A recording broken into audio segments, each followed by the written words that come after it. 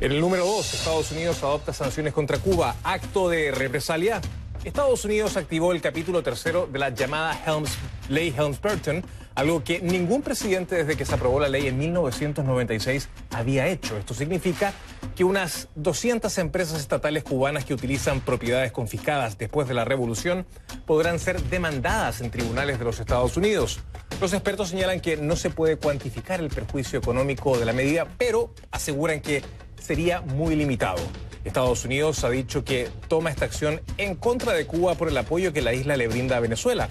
Por su parte, el canciller de Cuba, Bruno Rodríguez, rechazó la decisión de Washington.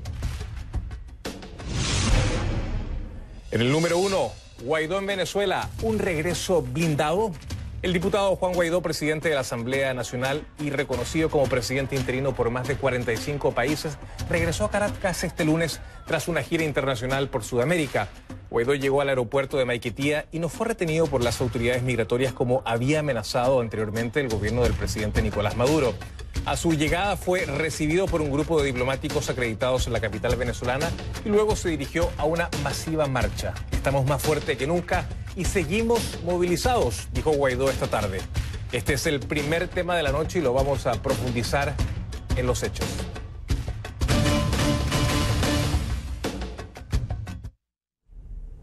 Les pido que a partir de este momento me acompañen utilizando la etiqueta #conclu regreso Guaidó, #conclu regreso Guaidó.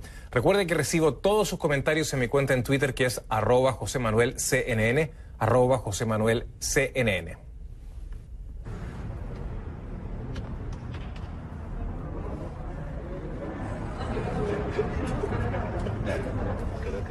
Es la imagen de un reencuentro y una llegada triunfal. Juan Guaidó prometió regresar a Venezuela y lo hizo. Hoy volvió a abrazar a su madre. Hoy volvió a ser parte de las manifestaciones opositoras que tomaron Caracas, desafiando las amenazas a su familia, a su persona y también a su libertad.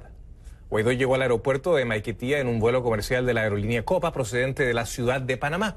En pleno vuelo usó la megafonía de la aeronave para anunciar la recuperación de la democracia y la libertad en Venezuela al grito de "sí se puede", secundado por los pasajeros.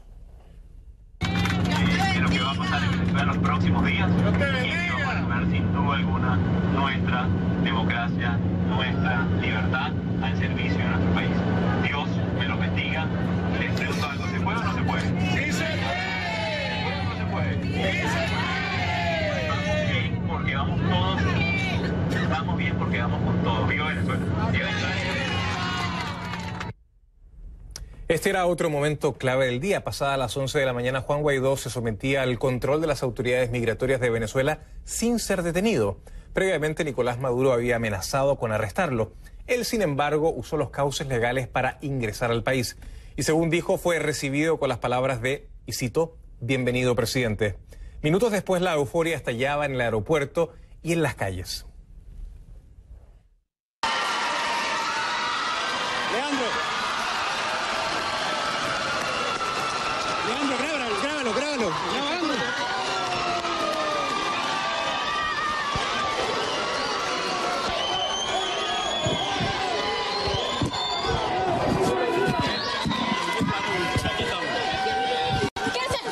Sabemos los riesgos, todos sabemos los riesgos de hacer política en Venezuela, de ejercer libertades sindicales, pero aquí estamos. Vamos a pararnos.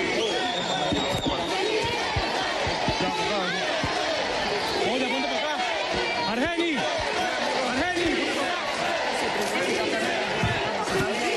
Afuera hay muchos funcionarios. Sabemos los riesgos que nos enfrentamos. Eso nunca nos ha detenido. Debe entender el régimen, debe entender la dictadura, debe tener muy claro que eso no ha sido el mecanismo que han utilizado para detenernos. Estamos más fuertes que nunca. Seguimos en la calle, seguimos movilizados y aquí estamos dando la cara por nuestra gente. Luego una exitosísima gira internacional de reconocimiento del planeta Tierra, de la ayuda humanitaria necesaria para nuestra gente. Ese debe ser claramente el mensaje en este momento. Estamos aquí, Venezuela, estamos fuertes, seguimos adelante.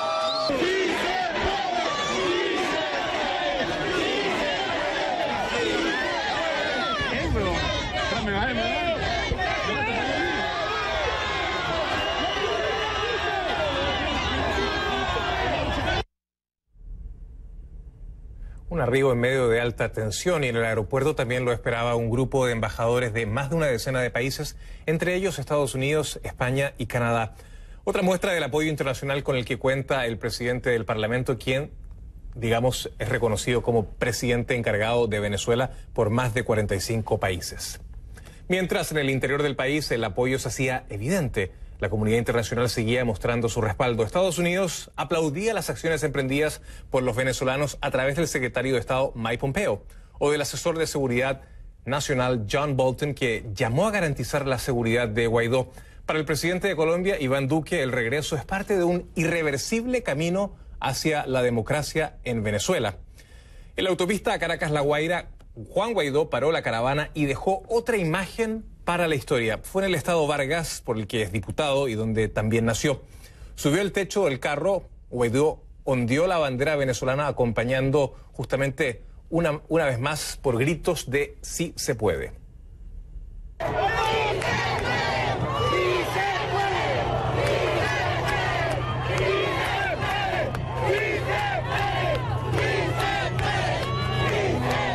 ¿Cuánto estamos?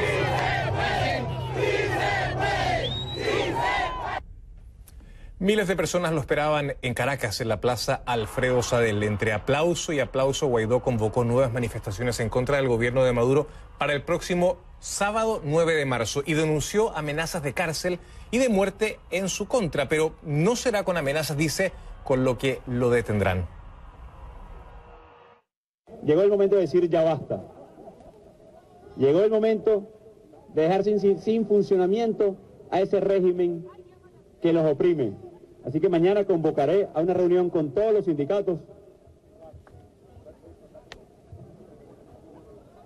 con todos los empleados públicos, para mañana hacer un importante anuncio al país.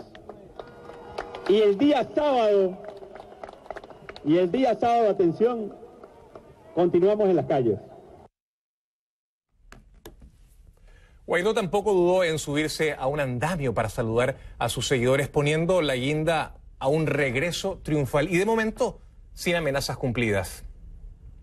La llegada de Juan Guaidó estuvo marcada por la expectativa, y es que hasta el último minuto la comunidad internacional alertó sobre la posibilidad de una detención basándose en información confidencial, pero también tras varias amenazas públicas del gobierno de Maduro contra Guaidó. La pregunta entonces es: ¿por qué no se materializó la detención? Key Guerrero, desde el Centro Mundial de Noticias en Atlanta, nos tiene la última información. Key, gusto de saludarte. Muy buenas noches. Hola, José Manuel. Buenas noches. Yo creo que nadie puede negar que el reingreso de Juan Guaidó a Venezuela es sumamente significativo. Esto porque, a pesar de contar con una prohibición de salida del país impuesta por el régimen de Nicolás Maduro a través del Tribunal Supremo de Justicia, Guaidó no tuvo la necesidad de regresar por vía clandestina y, por el contrario, lo hizo pasando por el punto migratorio del aeropuerto más importante de Venezuela, que es el Aeropuerto Internacional Simón Bolívar en Maiquetía. Esto no significa que Guaidó esté fuera de peligro o que el gobierno de Maduro no esté considerando detenerlo más adelante. Incluso hace apenas unas horas varias voces del gobierno de Estados Unidos alertaron que la amenaza de detención sobre Guaidó sigue vigente. Sin embargo, esa no fue la orden de hoy. La orden de hoy fue dejarlo pasar. Así lo han dicho a CNN una fuente militar con amplio conocimiento del operativo de la llegada de Juan Guaidó. ¿A qué se debe esta medida? No lo sabemos. Lo que sí sabemos es que la misma contrarresta las amenazas del chavismo. Escuchemos. Juan Guaidó entrará a Venezuela por Maiquetía, como entra un presidente. Anda y pregunta, cuando llegue pregunta por García Carneiro y por José Alejandro Terán para que te reciban. Que te van a recibir pero a cocorrones. Que entraba por Maiquetía y ahí lo estamos esperando. Asimismo, la vicepresidenta de Venezuela, Delcy Rodríguez, dijo en una entrevista para la cadena RT de Rusia, esto fue antes de la llegada de Guaidó, que iban a tomar las medidas apropiadas, asegurando que están siguiendo el comportamiento y las actividades de quien es reconocido como el presidente encargado por más de 50 países. Dijo que todo esto se estaba analizando. Pero Guaidó dice que en los últimos días las amenazas en su contra habían sido muy serias, por lo que asegura que permitirle entrar libremente a Venezuela corresponde únicamente a rupturas internas dentro del régimen de Maduro. Escuchemos. Y atención, señores de las Fuerzas Armadas. Es evidente que luego de las amenazas, alguien no cumplió.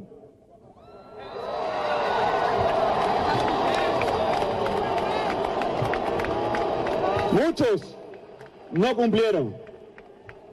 Y lo dijimos el mismo 5 de enero. La cadena de mando está rota.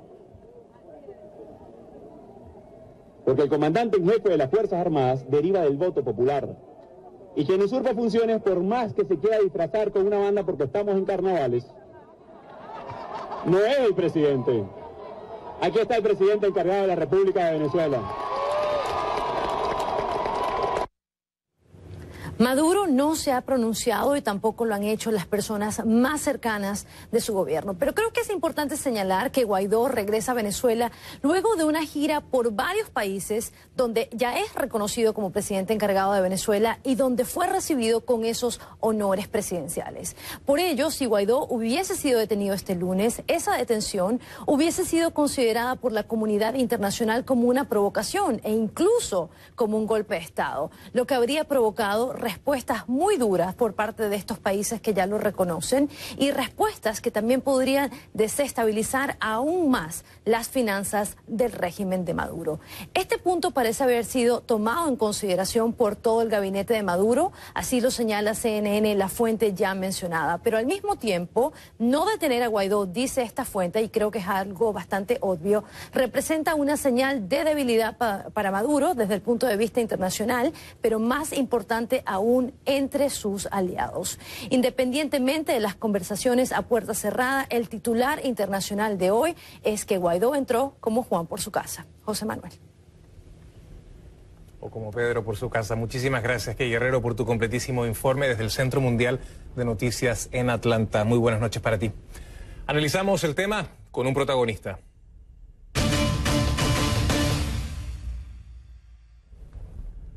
Le doy la más cordial bienvenida a David Smolansky, coordinador del Grupo de Trabajo para los Migrantes y Refugiados de la Organización de los Estados Americanos, la OEA, y el exalcalde del Atillo, municipio de Caracas, y parte del grupo de venezolanos que se reunió con el vicepresidente Mike Pence en la Casa Blanca a finales de enero. Señor Smolansky, muy buenas noches, gusto de saludarle. Juan Guaidó llegó a Venezuela y no fue retenido. ¿Qué lleva al gobierno de Maduro a tomar la decisión de no aprenderlo? Le saludo. Muy buenas noches y muchísimas gracias por la oportunidad. El régimen de Maduro está sumamente débil, está aislado y, como se diría en el boxeo, está contra las cuerdas. Y cuando se está contra las cuerdas hay que noquear. Juan Guaidó llega hoy a Venezuela, en primer lugar, bañado de popularidad, porque la inmensa mayoría de los venezolanos dentro y fuera de mi país se identifican con el liderazgo de Juan Guaidó. Está bañado en legitimidad porque todo lo que se ha hecho ha sido a través de la Asamblea Nacional. Está bañado en legalidad porque todo está amparado en la Constitución. Y está bañado de reconocimiento internacional porque ya son 54 países que reconocen a Guaidó como presidente encargado. Entonces son elementos muy poderosos en los cuales el régimen no tiene absolutamente nada que hacer. Y después de esa gira que hubo por Sudamérica y esa entrada triunfal que tuvo Guaidó hoy por el principal aeropuerto de Venezuela, queda corroborado quién es el presidente encargado, queda corroborado que la transición en Venezuela ya comenzó y que no hay vuelta atrás. Todavía está en peligro la libertad de Juan Guaidó, como ha sugerido en su cuenta en Twitter el senador por la Florida, Marco Rubio. ¿Usted coincide con el tuit, con las palabras del senador? Sin duda que no hay que confiarse. Los venezolanos estamos enfrentando quizás la peor dictadura que haya habido en América Latina. Para mí lo más grave que sucedió el pasado 23 de febrero, aparte de la quema de alimentos y medicamentos, es que quedó demostrado que en Venezuela lo que hay es literalmente el crimen organizado secuestrando las estructuras de poder con distintos rostros de grupos irregulares como el ELN y los colectivos, rostros del narcotráfico, rostros de cuerpos de seguridad que están involucrados en delitos muy graves, y eso es lo que lo unen para seguir protegiendo a Maduro. Y evidentemente pues no se puede confiar o no nos podemos confiar a cuanto a una persecución que puede ser en contra del presidente Guaidó o en contra de su entorno. Quien está hablando lleva 18 meses exiliado precisamente porque fui ilegalmente destituido como alcalde y una orden de arresto, y así como yo, otros 12 alcaldes, pero en este mismo momento que me entrevistas hay cerca de 1000 presos políticos que hay en Venezuela. Entonces, evidentemente,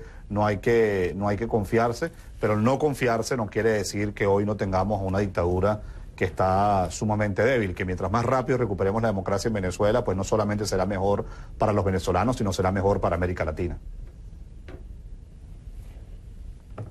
Ahora, ¿cuán instrumental ha resultado la comunidad internacional, los diplomáticos extranjeros en Caracas, en este retorno de Guaidó este día lunes?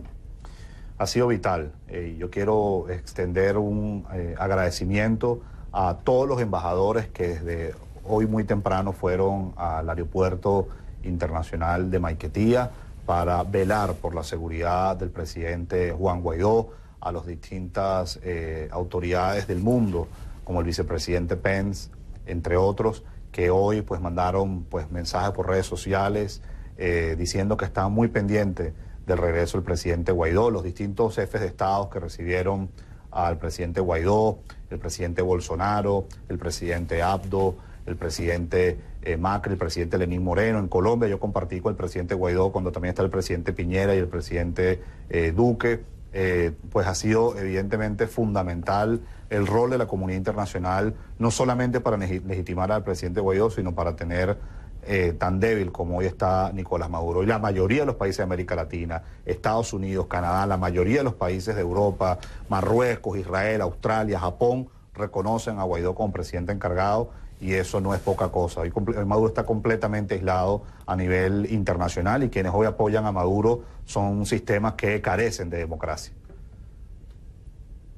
Bueno, usted insiste en que el gobierno de Maduro está debilitado. Tampoco ha dicho nada sobre el regreso de Guaidó, pero ¿es posible que el oficialismo esté apostando a desgastar el momentum de Juan Guaidó? No hay forma de desgastarlo. No hay forma de desgastar este momentum que hay en Venezuela. Nosotros tenemos 20 años padeciendo de una tragedia. Han sido 20 años donde solamente desde el año 20 años donde más de 4,5 millones de venezolanos se han ido en contra de su voluntad, y esos 4,5 millones, 3.4 ha sido desde el año 2015, 20 años donde ha habido censura a la prensa, 20 años donde hoy personas se mueren en hospitales por falta de medicinas, 20 años donde más de la mitad de la población no puede comer 3 veces al día. Venezuela se ha convertido en uno de los países más violentos del mundo por una dictadura que protege a los criminales y promueve la impunidad. Entonces, este momentum que hoy estamos viviendo, lo que te decía al principio, tener el apoyo de la gente, tener el respaldo de la comunidad internacional, y que todo lo que se ha hecho por las vías institucionales, democráticas, que es a través del Parlamento, no hay forma de detenerlo. Esto es irreversible, y yo estoy convencido que el año 2019 será el año donde volverá la democracia en Venezuela, donde volverá la libertad, y sobre todo donde todos volveremos a casa, porque no hay venezolano que hoy esté en Ecuador, en Chile, en Colombia, en Panamá, en Estados Unidos, que no quiera volver a su país, que tiene años separados de sus seres queridos y que quiere darle un abrazo a su madre, como hoy se lo dio el presidente Guaidó a su madre, que la estaba esperando en Venezuela. Y tras este regreso de Juan Guaidó, ¿qué se avecina en un país donde hay un choque de poderes del Estado, donde la oposición no reconoce al gobierno, donde el gobierno tampoco reconoce a la oposición en la Asamblea Nacional? ¿Qué es lo que viene ahora? ¿Qué se avisora en los próximos días? Porque básicamente, aparentemente en este juego de poder, Guaidó está a la ofensiva, proponiendo cambios, y el gobierno reaccionando a lo que está planteando de alguna manera Guaidó. ¿Qué es lo que se viene hoy día? Bueno, yo creo que ya en Venezuela no es un tema de gobierno y oposición. Quien es gobierno es Juan Guaidó, y quienes estamos acompañando al presidente Guaidó en esta transición, porque en mi opinión la transición en Venezuela ya comenzó. Maduro es la cabeza del crimen organizado que tiene secuestrado las estructuras de poder y que está impidiendo que finalmente se llegue al Palacio de Gobierno y se pueda ejercer funciones al 100% como jefe de Estado. La Asamblea Nacional es reconocida internacionalmente. Ya decía, Juan Guaidó tiene el reconocimiento de 54 países como presidente encargado. Y van a venir más acciones, no hay forma que esto se detenga. Mañana hay reuniones, como él anunció, con los sindicatos. Este fin de semana probablemente haya otra movilización de calle. La presión diplomática va a continuar, especialmente ante esos funcionarios que están involucrados en narcotráfico, que están involucrados en violación masiva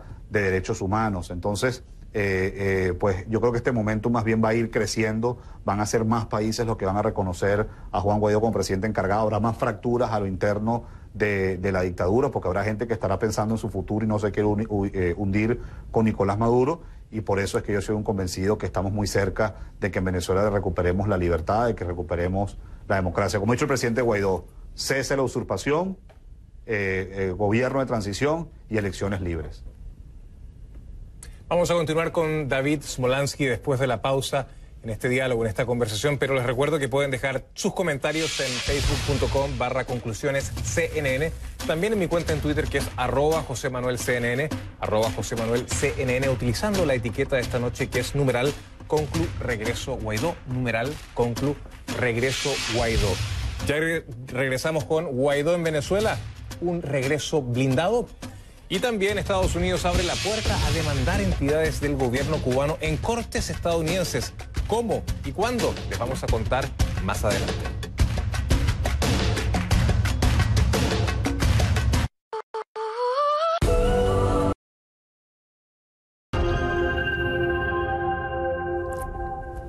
Seguimos conversando con David Smolansky, coordinador del Grupo de Trabajo para los Migrantes y Refugiados de la OEA y exalcalde de El Hatillo, municipio de Caracas.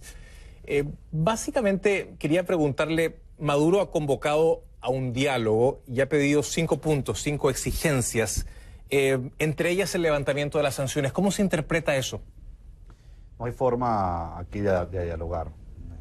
No hay negociación posible con esta dictadura, y yo quiero ser muy claro, porque esta ha sido la estrategia, esta ha sido la táctica utilizada por la dictadura en los últimos 5 años para dividir internamente y para fracturar a la comunidad internacional.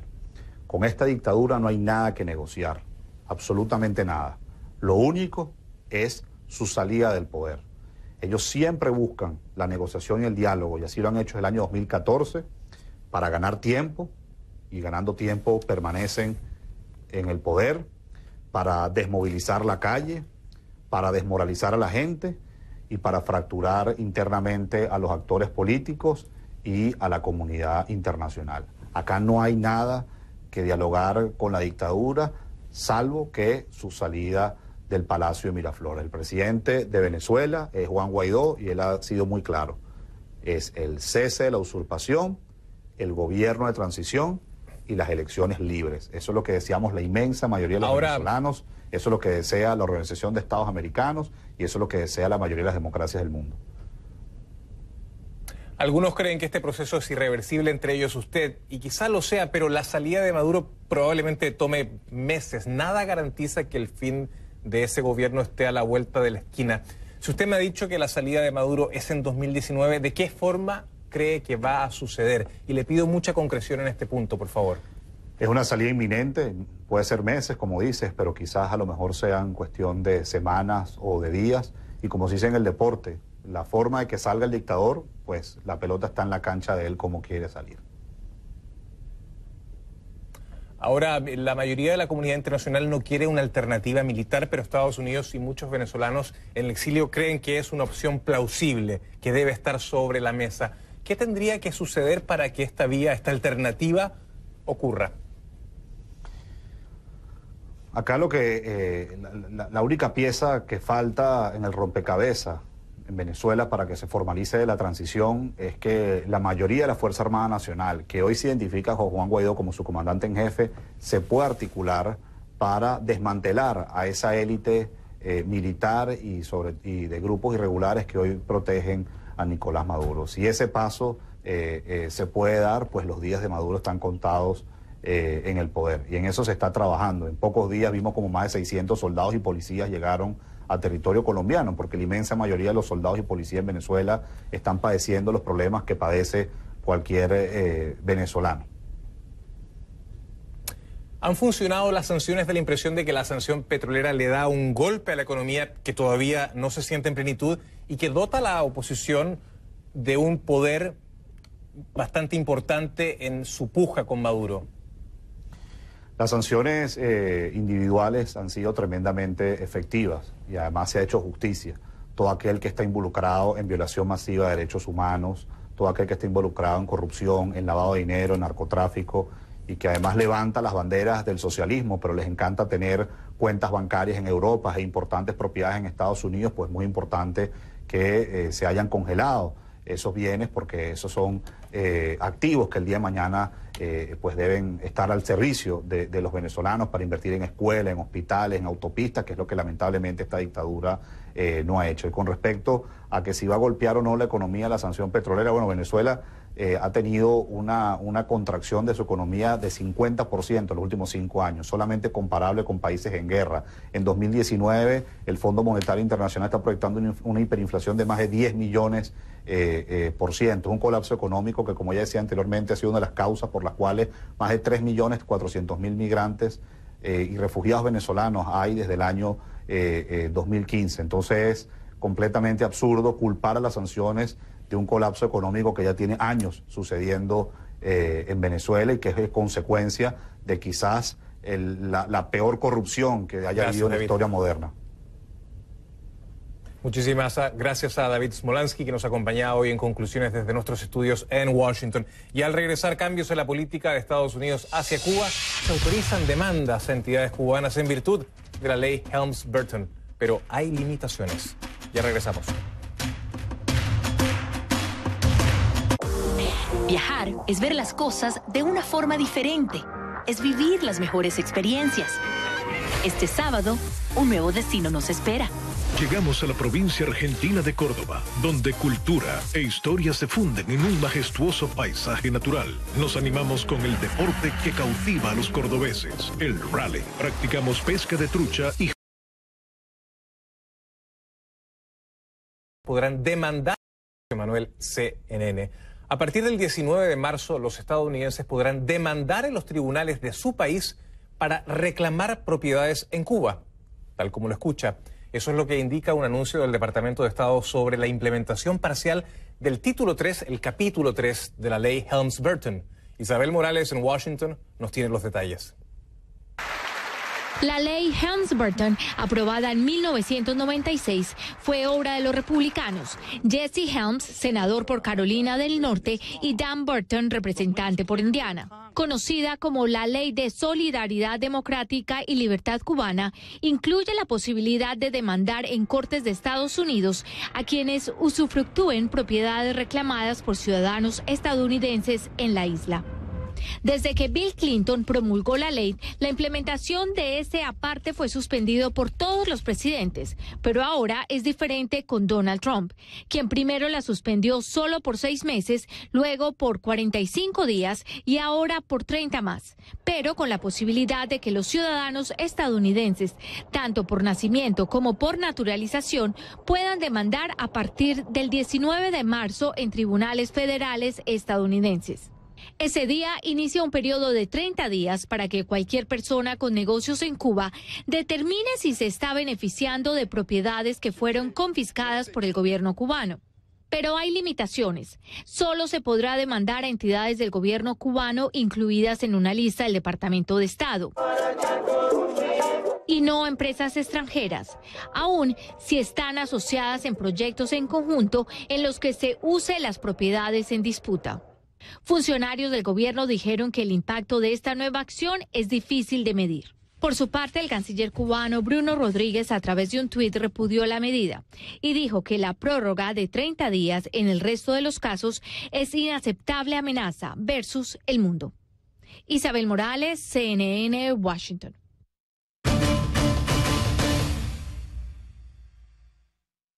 Le doy la más cordial bienvenida a Pedro Freire, experto en embargo cubano, abogado del bufete Ackerman acá en la ciudad de Miami también, además académico, profesor de embargo en la Universidad de Miami. Pedro, gracias por estar con nosotros.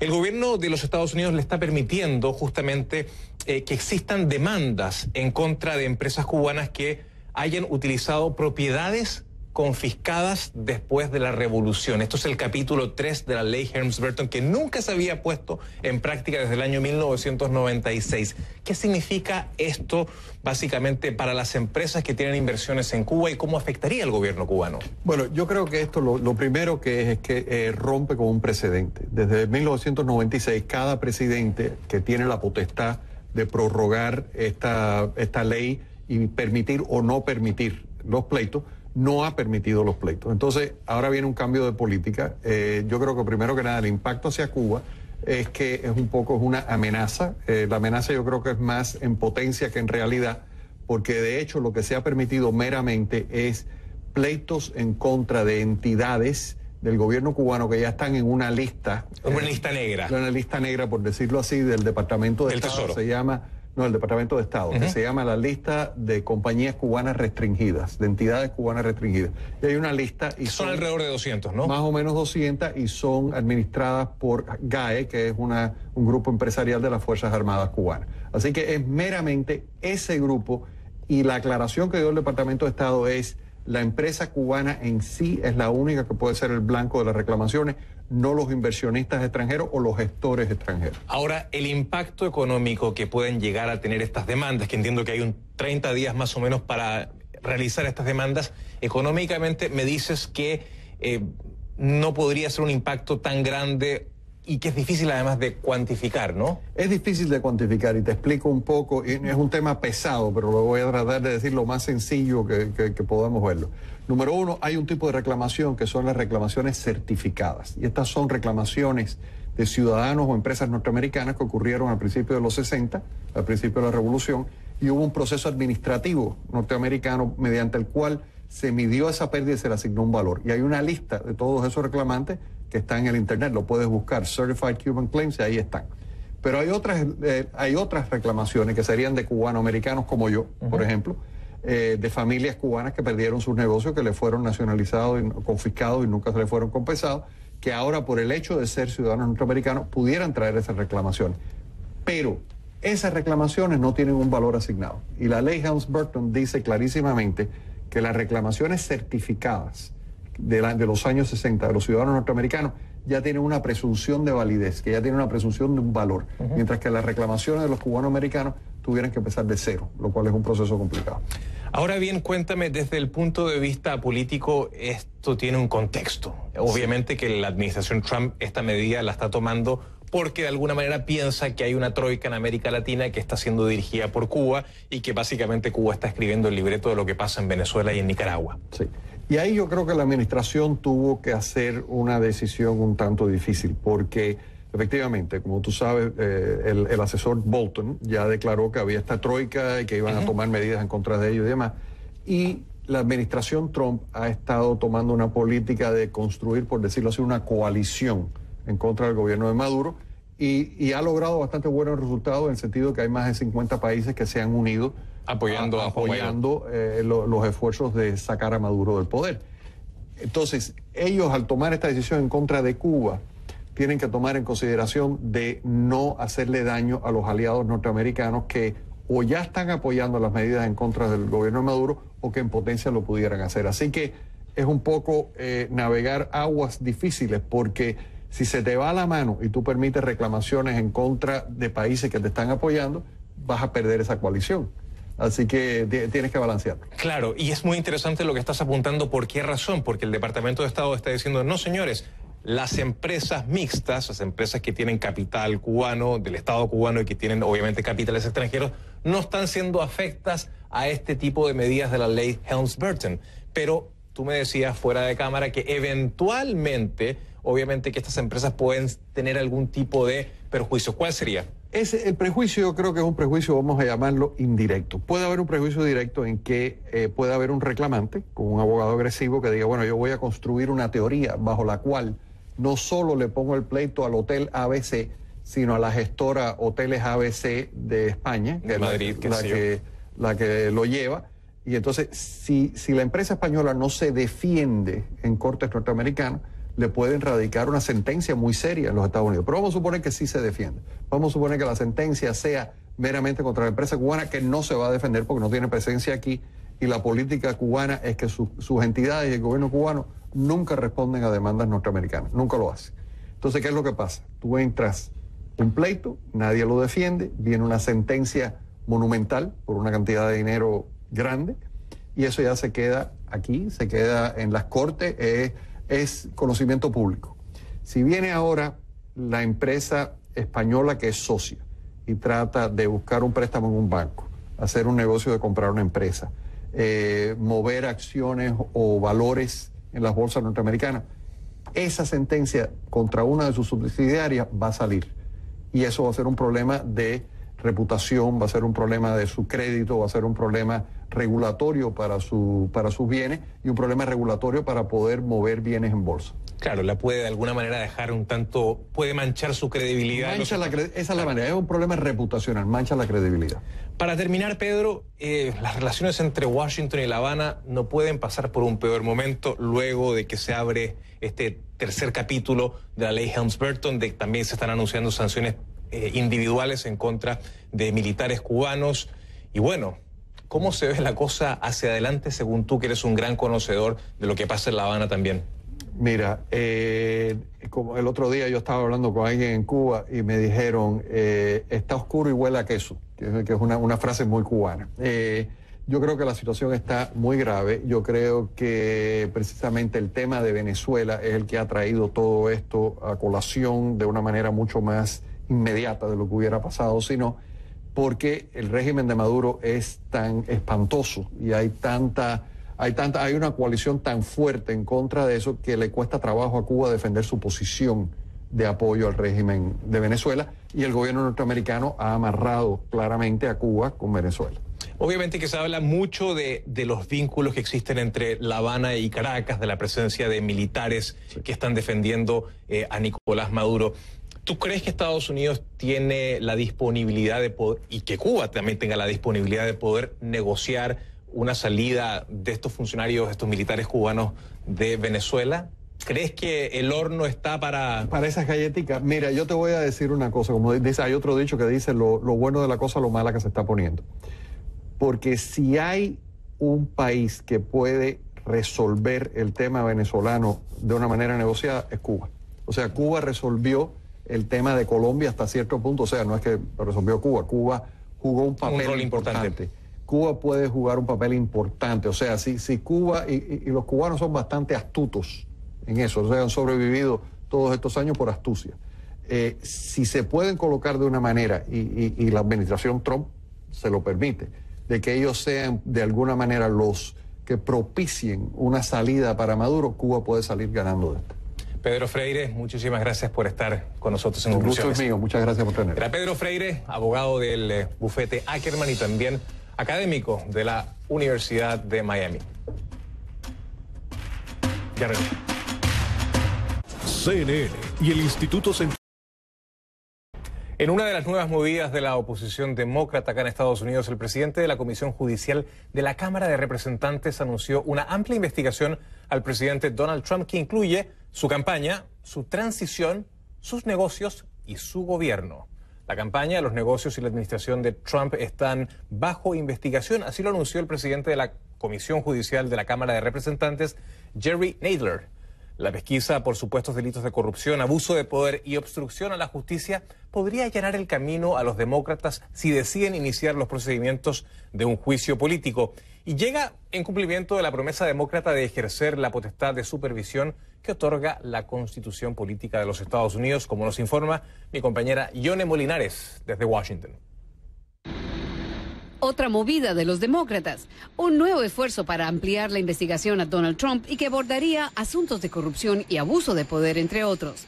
La Comisión Judicial de la Cámara de Representantes envió cartas a 81 personas y entidades que van desde los hijos del presidente, exfuncionarios como Jeff Sessions, el exsecretario de Justicia, Julian Assange, el fundador de Wikileaks, la organización Trump, hasta la Asociación Nacional del Rifle y la misma Casa Blanca.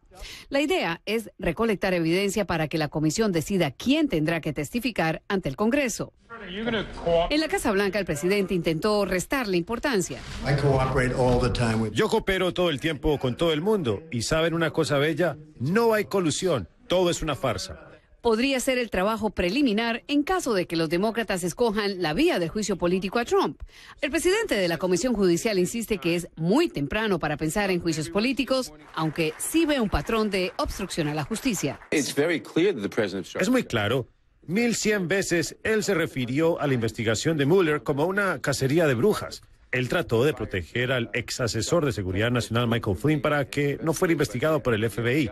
Él despidió a Comey para detener la cosa rusa, como él le dijo a la cadena NBC. Él ha intimidado testigos en público.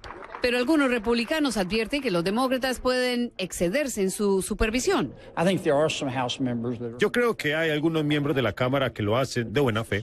Creo que hay algunos miembros en la Cámara que decidieron que quieren comenzar la elección temprano y ellos van a hacer todo lo que pueden para acabar con el presidente.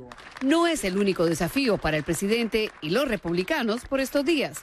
El Senado tiene en sus manos la resolución que aprobó la Cámara la semana pasada para eliminar la declaración de emergencia nacional que emitió el presidente Trump para obtener fondos y construir el muro. Y todo apunta a que el líder de la mayoría republicana en el Senado no podrá evitar que un grupo de republicanos apoye la medida demócrata. El senador conservador Rand Paul se une a otros 3 senadores republicanos, Susan Collins, Lisa Murkowski y Tom Tillis, que ya anunciaron su voto contra la declaración de emergencia.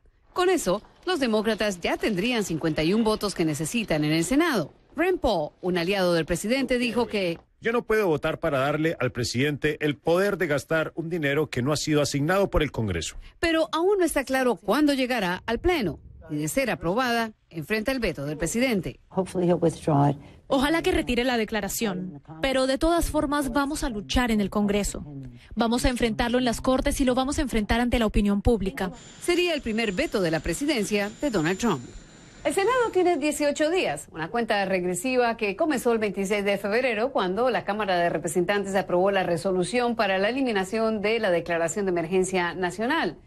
Y, de ser aprobada, sería la primera vez que el Senado, de mayoría republicana, le envía al presidente un rechazo tácito a un tema de su agenda. Yone Molinares, CNN, Washington. 23 muertos, ese es hasta ahora el saldo mortal tras la serie de tornados registrados este domingo en Alabama y Georgia, en el sur de Estados Unidos. No está claro cuántas personas han resultado heridas. En un hospital de Alabama recibieron hasta 60 pacientes con lesiones de diversa gravedad. En el condado Lee, los vientos superaron los 270 kilómetros por hora. Y el resultado es un entorno devastado, con árboles barridos y casas en ruinas, como ha comprobado mi compañero Miguel Ángel Antoñanzas. Este es el perímetro de una casa arrasada por un tornado. En ella vivía una pareja de unos 50 años. Ese es el perímetro, el lugar donde estaba, pero ¿dónde está la casa ahora? Cerca de 20 metros más allá, la encontramos aquí, en todos estos restos. Vemos una balconada, vemos un sofá, vemos objetos personales. Toda una destrucción del sendero que deja un tornado doble, porque en este caso hubo 2 tornados con una diferencia entre uno y otro de unos 5 minutos. Hay que decir que esta pareja de 50 años sobrevivió este tornado con heridas leves. Hemos hablado con personas que han venido aquí a recoger sus pertenencias porque son vecinos. Y esto es lo que nos contaba uno de ellos respecto al impacto de un tornado en una comunidad tan pequeña como esta. Es devastador. Cuando uno pierde todo, hay que empezar de nuevo. Sí, puede conseguir dinero de la aseguradora, lo que sea, pero ¿qué hace uno con los recuerdos? Las cosas pequeñas, las fotos. Mi corazón está junto con todos los afectados por esto. Es terrible, es terrible. Hay que recordar que no es la primera vez que el estado de Alabama sufre el embate de los tornados. En el año 2011, una serie de tornados provocó la muerte de 230 personas. Miguel Ángel Antoñanzas, CNN, Salem, Alabama. El domingo, 3 foros presidenciales de CNN. Los invito a que visiten la página de opinión de CNN en español, en donde pueden encontrar artículos de distintos puntos de vista sobre los más importantes temas que afectan la actualidad internacional. Entre ellos, Guaidó no es Maradona, por el columnista Pedro Brigger. A Maduro hay que seguir acorralándolo, por Roberto Izurieta. Y Nicaragua entre la terquedad y el sentido común, escrito por Carlos Alberto Montaner. Vivimos en un mundo cada vez más conectado con la sociedad. En CNN. Hasta aquí la edición de conclusiones. Gracias por su sintonía. Pásela bien. Buenas noches.